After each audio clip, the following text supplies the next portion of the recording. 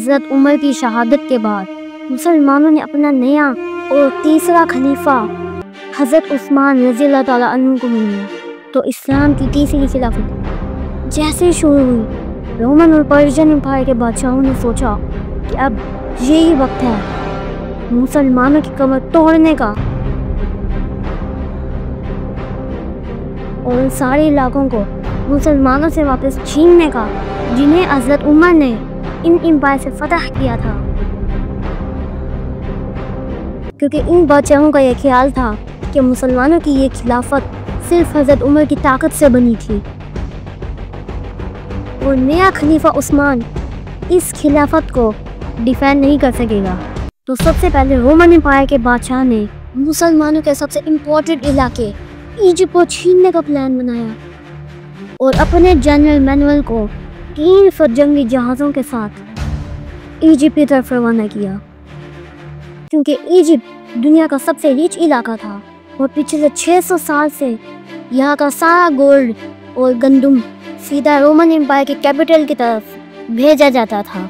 लेकिन अब हज़रत उमर के खिलाफत में इजिप्ट को फतह करने के बाद यहाँ का सारा माल रोमन एम्पायर के बजाय मुसलमानों के कैपिटल मदीना की तरफ जाने लगा और ये रोमन एम्पायर की इकोनॉमी के लिए एक बहुत बड़ा धचका था।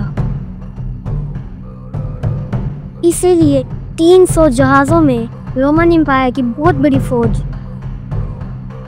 मुसलमानों के इजिप्ट की तरफ बहुत तेज़ी से बढ़ रही थी और इस फौज से लड़ना कोई आसान काम नहीं था।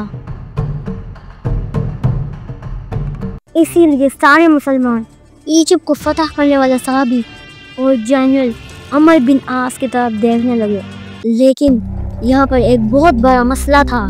मुसलमानों के जनरल हज़रत अमर बिन आस को इस हमले से पहले ही उनकी पोजीशन से हटा दिया था और उनकी जगह अब्दुल्ला बिन साद को पूरे इजिप्ट का गवर्नर बना दिया गया था। रोमन एम्पायर की फौज बहुत तेज़ी से इजिप्ट के सबसे बड़े शहर अलेक्जेंड्रिया की तरफ बढ़ रही थी और बहुत ही आसानी से उन्होंने अलेक्जेंड्रिया जैसी इम्पोर्टेंट सिटी मुसलमानों से छीन ली। जैसे ही रोमन्स ने मुसलमानों से अलेक्जेंड्रिया छीना तो मुसलमानों ने सोचा कि हमारे ये गवर्नर अब्दुल्ला बिन साद रोमन एम्पायर की इतनी बड़ी फौज से जंग नहीं जीत पाएंगे और इजिप्ट हमेशा के लिए मुसलमानों के हाथ से निकल जाएगा। इसीलिए इजिप्ट के मुसलमानों ने मिलकर खलीफा उस्मान रज़ियल्लाहु ताला अन्हु की तरफ एक लेटर भेजा कि अब अब्दुल्ला बिन साद को हटाकर उनकी जगह दोबारा हज़रत अमर बिन आस को इजिप्ट का गवर्नर बनाएं, क्योंकि अमर बिन आस एक बहुत बड़े लीडर और जनरल थे। उन्होंने इससे पहले भी पूरे इजिप्ट को फतह किया था, जिसकी वजह से अब तक रोमन एम्पायर की फौज के दिलों में हज़रत अमर बिन आस के नाम का खौफ था।